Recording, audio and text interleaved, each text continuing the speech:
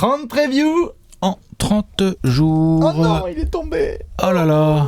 En direct de Dallas, les Mavs. Comment ça va, Alex ? Bah bien, tranquille. C'est la série qui continue, la série préférée, ton joueur préféré ? Ouais, on est chez les blondes. Tout à fait, t'avais Aujourd'hui, annoncé. C'est beau, bien évidemment. Il y en a qui avaient compris tout de suite. Oui. Il y en a qui ont eu un petit peu plus de mal, j'ai vu. Bon, en Belgique. Tout le monde n'est pas, on n'est pas tous... On n'est pas tous égaux devant les indices. Pas tous égaux devant l'intelligence, tout à fait. Dans tous les cas, c'est votre série préférée. 30 jours avant la reprise, on fait une franchise par jour. Il y en a déjà pas mal dont on s'est occupé. Aujourd'hui, on s'occupe d'une franchise particulièrement mythique, les Dallas Mavericks. Et comme d'habitude, vous connaissez le programme. Un petit coup d'œil dans le rétro. On regarde en arrière. 24 victoires pour 58 défaites, les Mavs. Dégueulasse.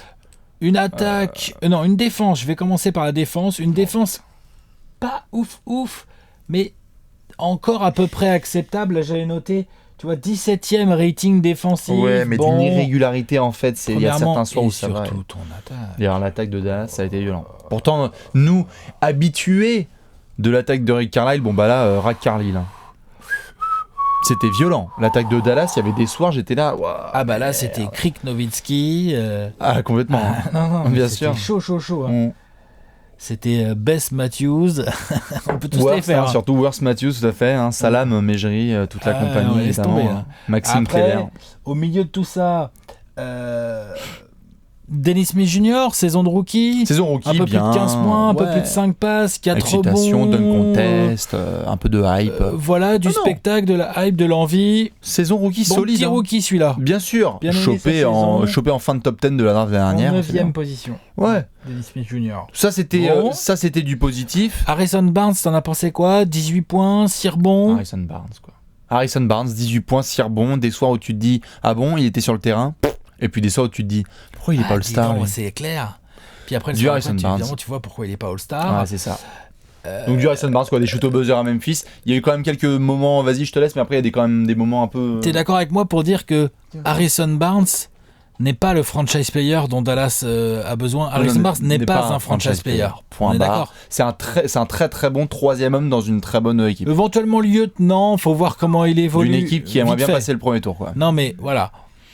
Clairement. Mais voilà, donc Harrison Barnes, qui a fait sa saison. On en voit les limites. Oui, qui a fait 19 points de moyenne avec des bons pourcentages. Presque 19, oui, t'as raison. Bref, du Harrison Barnes dans le texte. Après, il y a deux trucs un peu chiants, négatifs dans tout ça. Tu as quand même les affaires au sein de Dallas en tant que franchise. L'espèce d'affaires qu'il y a eu notamment autour de ce qui se passe en interne, les relations entre collègues, le traitement des femmes, tout ça. Donc ça a été un vrai bordel, pas cool pour l'image de Dallas. Il y a d'ailleurs une sanction qui est tombée pour 10 millions je crois. 10 millions que Mark Cuban va devoir verser notamment à différentes assos. Et il y a aussi, alors là par contre c'est un peu plus sur le sportif, le projet Nerlens Noel qui tombe à l'eau complet. L'année dernière on était là, ah bon il a refusé combien ? 70, je crois, il a refusé sur 4 ans. Il mise sur lui. Je dis ça en marrant, mais Nerlens Noel. Mais un bordel. Mais il se prend pour qui ? Non, mais alors après, c'était un pari sur lui qui est compliqué, je sais bien. 70 sur 4, Nerlens Noel, faut qu'il Il est censé les prendre toute l'année, on sait. Mais du coup, tu te dis, il va peut-être essayer de faire sa saison pour cartonner. Bah, tu parles. Il a juste bouffé un hot dog, fait pousser ses cheveux. Carla, il lui a pas fait confiance, du coup, le Carla, il a fait, vas-y, laisse tomber, c'est mort. C'est mort. Dirk Nowitzki en pivot. Maxi Kleber et les copains, toute la clique. C'est Curry qui peut pas jouer pareil alors qu'il avait fait une bonne saison précédemment. Bref, 24 victoires et tu tankes très proprement sur la fin de saison. C'est-à-dire que même si tu bats des équipes comme Denver au buzzer, tu essaies de te rapprocher proche du bottom, quoi. C'est-à-dire, ok, c'est peut-être la fin de carrière de Dirk, mais allons chercher un bon pic de draft, quoi. Exactement. Ils sont quoi, 13e de l'Ouest ? 13e de l'Ouest. Avec Memphis et Phoenix qui fait pire. Et ils ont drafté au final en 5, on va en parler, c'est ça ? Ils ont drafté en 5 ? Et ils vont drafter en 5, puisque par contre, en effet, ça c'était juste pour le coup dans le rétro. Ensuite vient l'été, on va en parler là, une des équipes les plus hype de cet été, Dallas. Ah, bah là, obligé. Il y a 2-3 choses qu'on doit dire. Oui. T'es chaud ? Oui, allez. On va parler de tout ça dans le marché de l'été. Le tableau. Il y a eu du mouvement à Dallas. Il y a eu beaucoup de mouvement. Déjà, ça a commencé au soir de la draft. Oui. Où on a fait copain-copain avec les Mark Cuban a pris son téléphone, a fait « Allô, les Hawks ? Pardon, les Pigeons ?» Arrête. C'est absolument pas ça. Pick 3, là. Quand Ça on m'intéresse. quand on Ça aura m'intéresse. 2 pics dans le top 10 en 2 ans, ça va fermer des bouches, tu vas voir. Les Mavs qui ont appelé Atlanta et qui ont fait, est-ce que ça vous dit, on est tellement chaud, ils étaient tellement déterminés à avoir Luka Doncic qu'ils appellent Atlanta qui a le pic numéro 3 et ils parviennent à faire un transfert Ils en donnent lâchant leur pic de l'année un pic prochaine, protégé protégé à place 1,5. dont on parlera Donc après. entre 6 et 30, on en a déjà parlé avec les Hawks, entre 6 et 30, ça va à C'est pour Atlanta. Bibi, tout à fait. Donc du coup, incroyable scénario pour Dallas qui rêvait depuis des mois d'avoir un gars comme Luka. Tu es en fin d'ère de Dirk Nowitzki, tu espères qu'il y a un héritier qui arrive et un compère de Dennis Smith Jr. et d'Harrison Barnes. Que demander de mieux? Ouais. Luka, la pépite. En plus, lui, je pense qu'il a pas mal fait la pression pour dire qu'il avait envie d'aller à Dallas. C'est limite la soirée parfaite pour eux. Et à Dallas, ils ont tous volé en hélicobite pendant tout l'été parce qu'ils en revenaient pas que Luka, considéré comme la pépite de cette draft, et à confirmer, Atterrissent chez eux en 5. atterrissent en 5 quoi. Mm. Donc ça c'est bien joué de la part de Dallas. Sois réactif quand même parce que derrière tu as quand même le frère Antetokounmpo Tout à fait. qui débarque, donc ça fait plaisir. Kostas, tout à fait. Et puis Jalen Brunson, pour ceux qui ont suivi le circuit universitaire, je crois qu'il était à Villanova avec tous les Michael Bridges. Petit et meneur. compagnie. Petit meneur qui est gestionnaire et qui va faire le boulot. Wow, draft complète, on hein, des verra. Mavs, Draft complète des Mavs. Complètement. Au niveau arrivée, on a quand même une petite arrivée un peu sympathico quand même. On a Monsieur DeAndre Jordan. Enfin, Ouais. qui cette fois ne fait pas At de least. feinte. Voilà, exactement, qui vient Ouais, enfin Il n'y a pas eu faire de soirée PlayStation non. Avec Blake Griffin ou avec Chris Paul. tout à fait, pas d'emoji Il n'y aubergine. a pas eu, tu sais, d'emoji fusée. j'adore cette image de Doc Rivers qui repart avec un flingue comme ça, avec Vous DeAndre touchez Jordan, pas à ce ouais, mec. qui est en otage. Prise et d'otage, tout. bien sûr, Taken. Non, enfin, il signe pour 1 an. Et d'ailleurs, ça suit limite la logique de la draft, puisque c'est une draft qu'on a vue avec beaucoup d'intérieur au début. On se dit, que va faire Dallas? Bah non, ils prennent plutôt un extérieur pour signer un intérieur. Je pense qu'ils étaient quasi persuadés d'avoir DeAndre Jordan et ils y arrivent. Voilà, C'est sur 1 an, hein, c'est ça? c'est sur 1 an, 25 millions. DeAndre Jordan qui a maintenant 30 ans, bientôt 31 ans. quelques, je crois. ouais, c'est ça. Il a dépassé la trentaine. Mais enfin, il est du Texas, tout ça. C'est un vrai renfort. Bien sûr. Et du coup, tu n'es pas obligé d'avoir Salamejerie en titulaire, quoi. Ou Dirk. Dirk. En tout cas, au poste 5. Avec tout le respect qu'on a pour ces deux gars-là, en poste 5, c'est compliqué. C'est limite le premier vrai pivot athlétique qu'ils ont depuis Tyson Chandler. Hein. Je vois pas ce qu'ils ont. Encore, il est plus athlétique que Tyson Chandler. Hein. Ouais, mais à oui, l'époque, c'est un peu ça. Hein. Non, à l'époque, à l'époque, il était Tyson, bien sérieux. Pas que Tyson, c'était quelque chose. Mais DeAndre, c'est quand même. Oui, non, mais DeAndre, un freak. c'est d'une Un freak, freak. freakness. tout à fait. Niveau départ, bon, t'as perdu la Yogi Mania. Tu perds la Yogi Mania, tu perds le projet Seth Curry qui avait bien démarré et qui finalement Pas se si termine mauvais mal. joueur, hein. Bien sûr. Doug McDermott, pareil, hein, la bonne demi-saison a été sympa, il va à Indiana. Et Nerlens, du coup. Et Nerlens, évidemment, ouais, que tu perds. Bon, ça c'est ok. Et puis les prolongations rapidos de Salah et de Dirk Nowitzki. Ouais, t'as récupéré Devin Harris, là, il est passé par Denver. Ouais, il est a revenu. fait Brooklyn, Dallas, Brooklyn, Ouais. Dallas, Denver, Dallas. Ouais, voilà, Il aime bien. Il s'est bien baladé. Il aime bien, il adore. Oui, effectivement, t'as prolongé Mejri et Dirk pour 1 an. Voilà. Donc l'été est évidemment hyper Assez excitant. complet. Parce que, tout à fait, parce que tu te retrouves dans une situation où il y a quelques mois, les fans de Dallas étaient là, genre putain, ça sent la potentielle retraite pour dire comment est-ce qu'on va faire. On va devoir tout miser sur Dennis Smith Jr. plus Harrison Barnes, on va voir. Tu récupères Luka Doncic. T'as C'est plus 1 an pareil. de DeAndre Jordan avec la possibilité qu'il se sente bien en plus sur place et prolonge. Tu as un vrai 5 majeur potentiellement. En tout cas, t'as une base, mais belle transition, j'aime bien. T'as vu ou pas D'habitude c'est toi, mais là je sais pas, j'étais chaud, j'étais inspiré, j'ai bien mangé, j'ai bien dormi. J'avoue. Est-ce que Ah, t'es ouais. chaud pour parler de tout ça? Allez, on y Je va. sens que t'as plein de choses à dire sur le 5 C'est majeur. parti. Allez. On va parler de ça tout de suite dans le 5 majeur.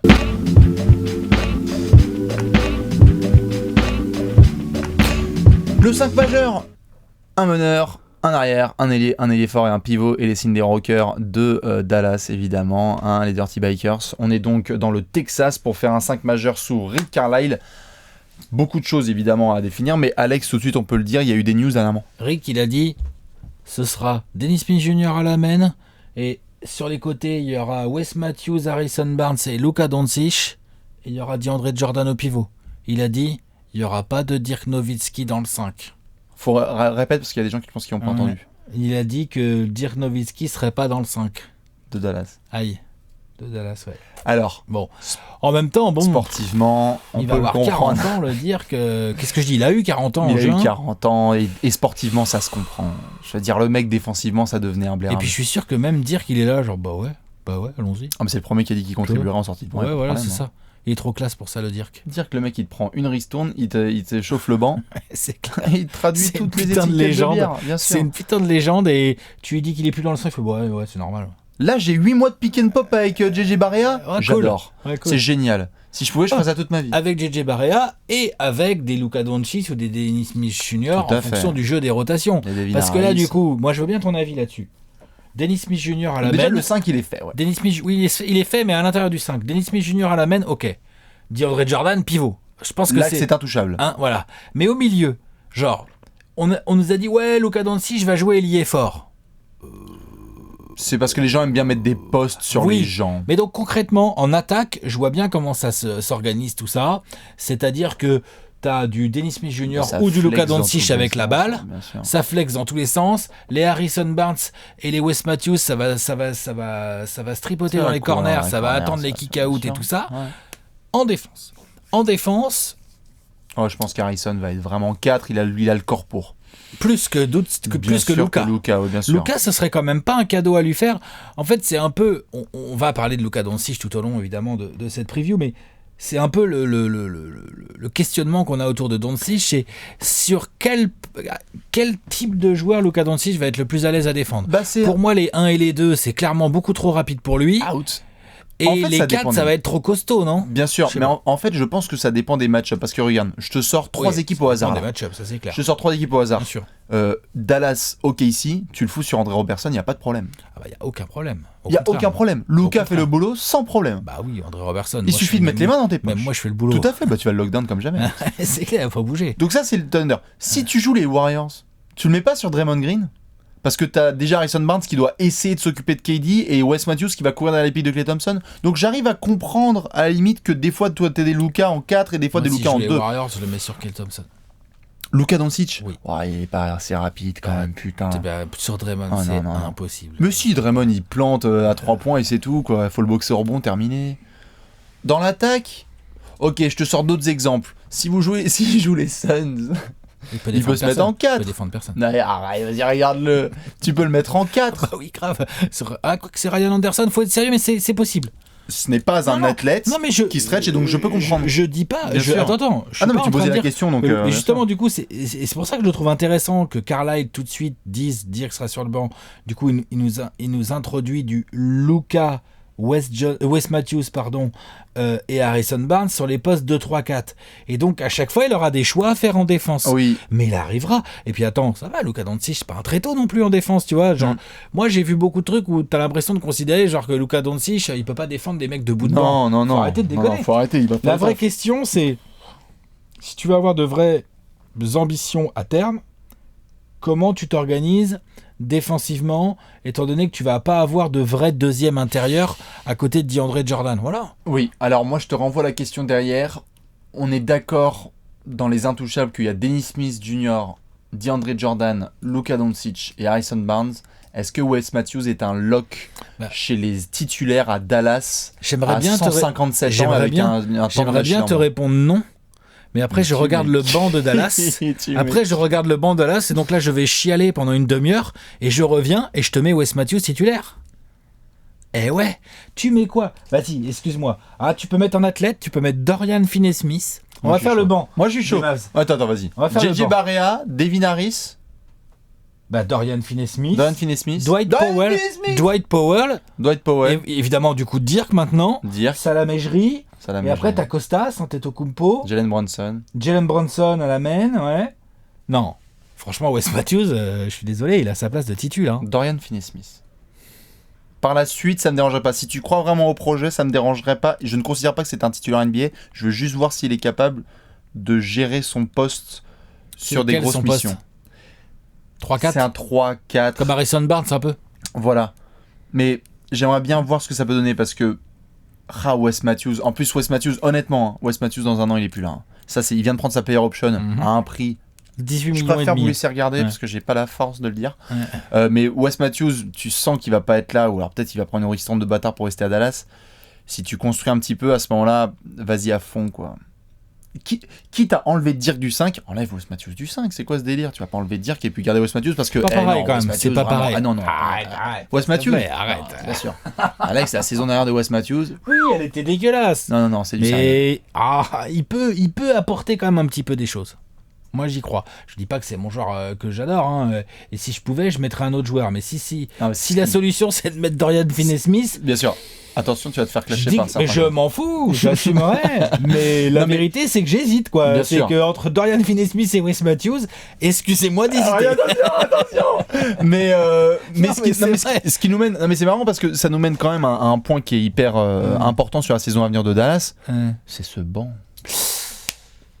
On vient de l'annoncer un petit peu, le banc de Dallas. Parce que toi, tu dis, t'aimes bien JJ Barea en pick and roll avec Dirk. Enfin, non, mais ça, c'est pour le centre de loisirs. C'est pour mettre 18 points, hein. C'est pas pour tenir tout un banc, tout ça. Hein. Et alors, défensivement, ça va être quelque chose. Hein.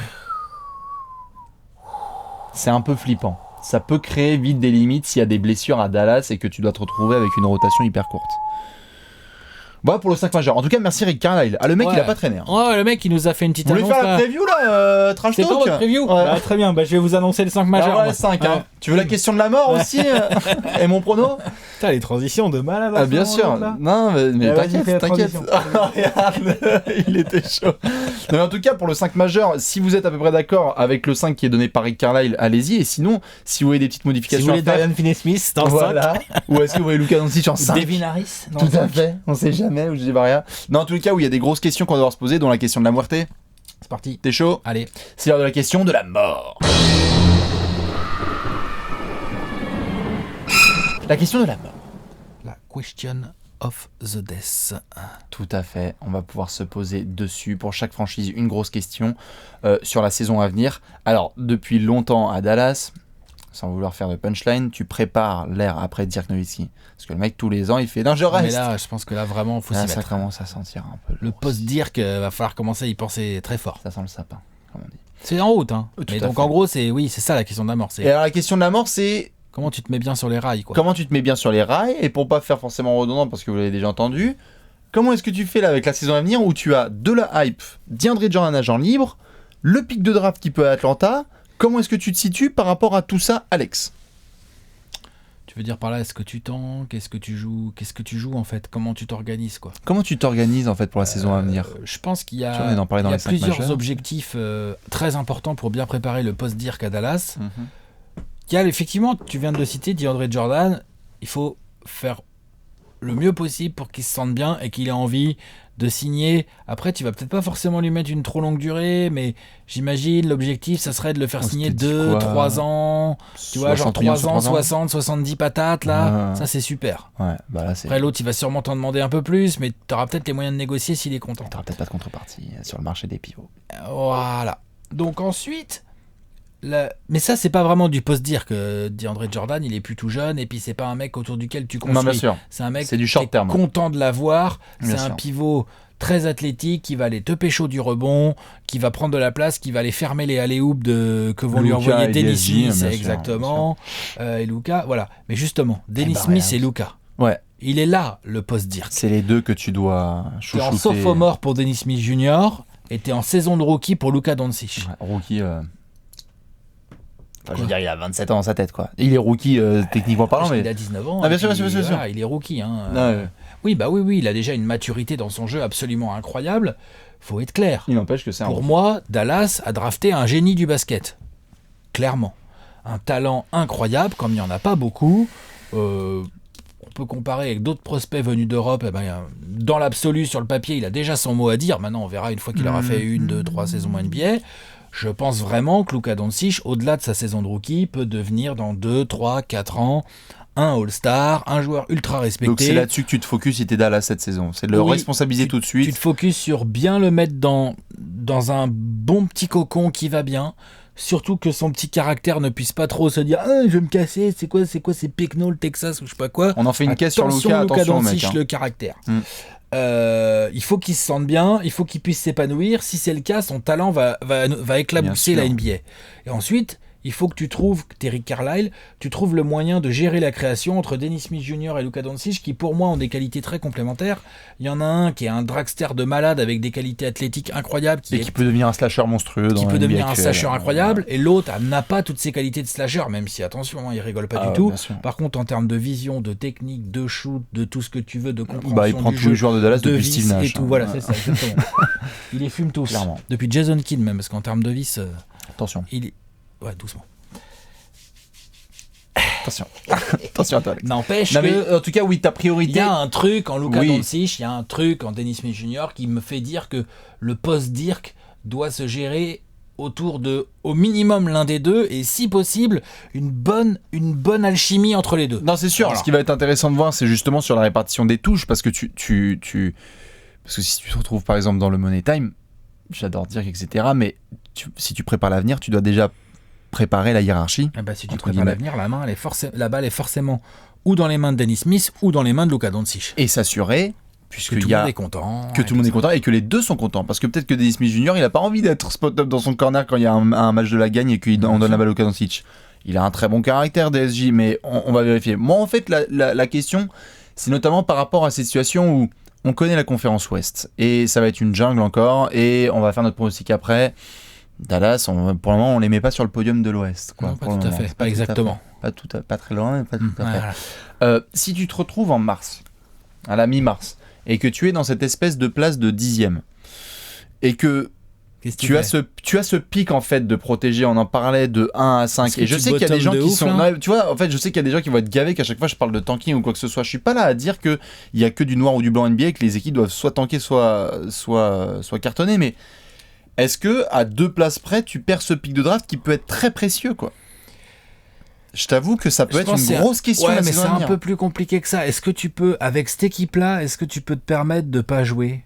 Je crois pas, moi. Non, parce que Dallas, ils vont vouloir des dois résultats, jouer. tout à fait. Tu Ah, dois mais jouer, moi, cette de équipe. toute façon, je te le dis honnêtement, je pose la question, c'est mais un gagneur. bien sûr, j'y crois. Dennis hein. Smith Jr., c'est un gagneur. DeAndre Jordan, il vient pas là pour. Voilà. Donc, non, Bien sûr.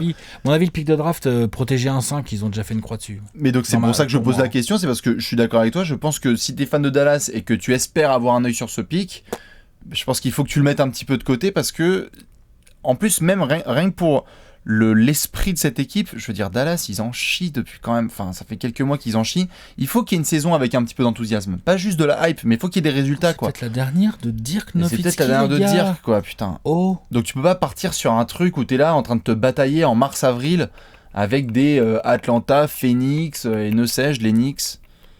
On va être dans la bataille, hein, Alex, hein, tu le sais. hein. On va être dedans. Mais donc voilà, ça c'est un petit peu la question de la mort sur l'avenir de Dallas. N'hésitez pas à nous dire ce que vous en pensez parce que franchise qui depuis 2011, on le voit, a un petit peu traîné entre guillemets sur son espèce de titre. C'est Ouais. bien, on a gardé des gars, les Barrea, les Dirk, Ouais. Devin Harris revient, Carlisle est là toujours là. aujourd'hui, il faut renouveler. Là. Il faut une transition. Ouais, Il n'y en a ouais. pas eu. Il y a des franchises qu'on a vues qui ont fait les transitions depuis leur titre. T'as des Spurs qui ont fait leur taf. T'as d'autres franchises qui ont été capables. Boston a pu, en faisant sa transition, en allant pigeonner d'autres gars. Il faut justement qu'une équipe comme Dallas aille par exemple pigeonner, on va voir avec Atlanta et cette histoire de transfert avec Trae Young et Luka Doncic, ou d'autres équipes parce que si tu restes dans cette espèce de nostalgie et que tu prépares pas ta transition, tu peux avoir des années de galère vénère derrière. Ouais, et puis surtout, t'as 2 jeunes à fort potentiel. Vas-y, Il faut développe. absolument les développer. C'est ça. Hmm. C'est clair et net, sûr et certain que là, cette saison, Dennis Smith, peut-être pas, je te pose la question. Dennis Smith, Luka Doncic, Harrison Barnes, c'est qui les 3 joueurs dans leur ordre qui prennent le plus de shoot à Dallas cette saison? C'est pense Harrison que- Barnes qui aura plus de shoot, de shoot à Soit Dallas cette Harrison saison? Barnes, soit Dennis Smith. Je pense que Luka va en avoir un petit peu moins. Par contre, il va avoir plus la balle en main. Peut-être Luka Doncic, Ouais. on va lui demander de créer depuis son aile. Harrison Barnes est le meilleur marqueur des Mavs cette saison? Peut-être encore cette année, ouais. À 19-20 points, là, tu vois. Peut-être. Bon, c'est pas sûr. Hein. C'est pas sûr. Tout va dépendre de Dennis Smith Jr. Ça se trouve, Dennis Smith Jr. Il va taper la vingtaine là. ça se trouve, on va se rendre compte, c'est Derrick Rose, en fait. Tu vois ce que je veux dire? Derrick Rose, Derrick Rose 2011. voilà. Calmez-vous. Mais tu vois, si c'est le cas, bah, il va avoir les ballons. Hein. C'est clair. Dans tous les cas, on va devoir passer au trophée du peuple. Allez, Tu le connais? C'est l'heure du Gérard d'or.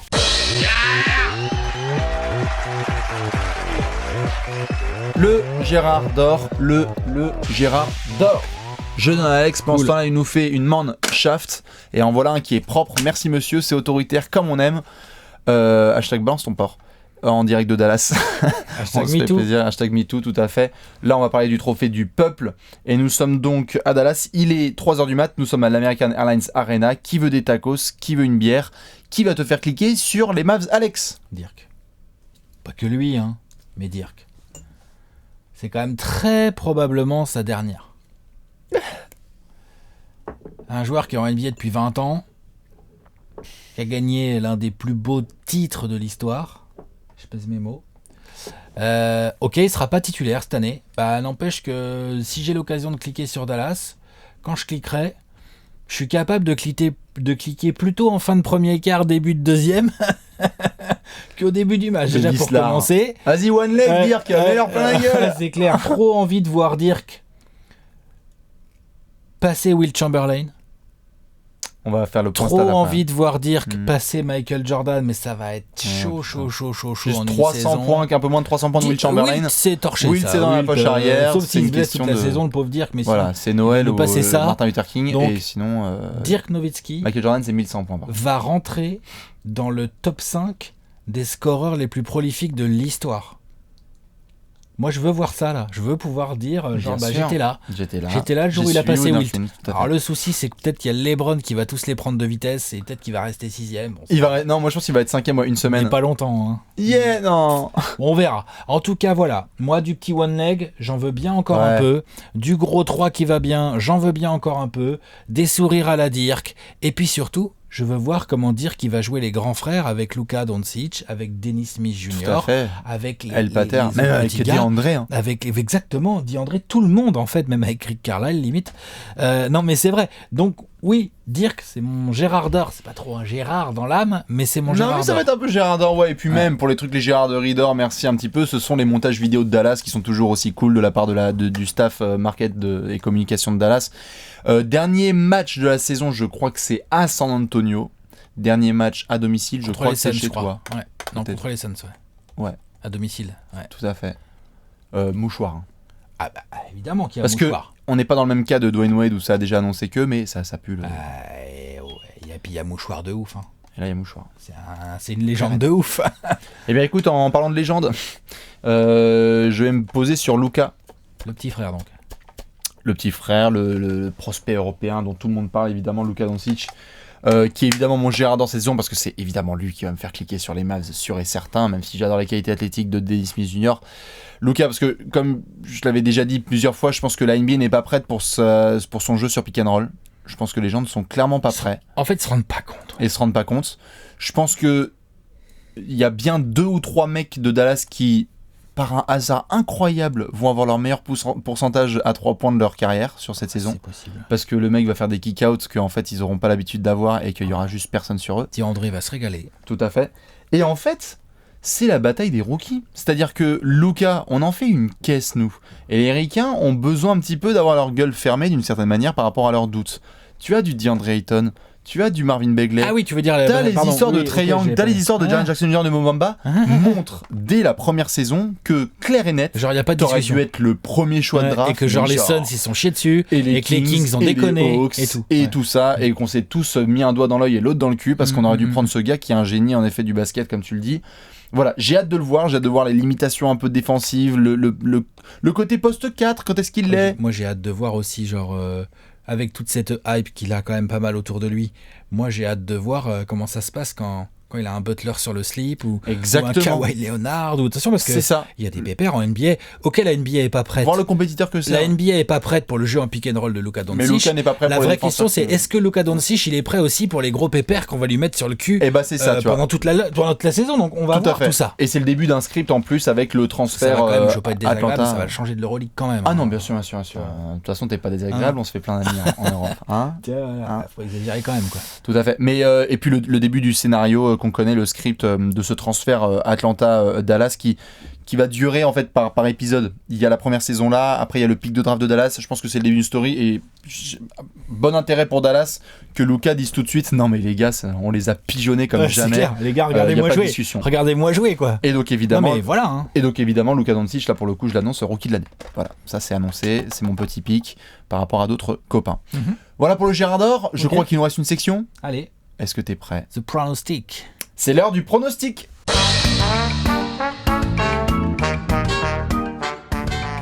Pronostic time.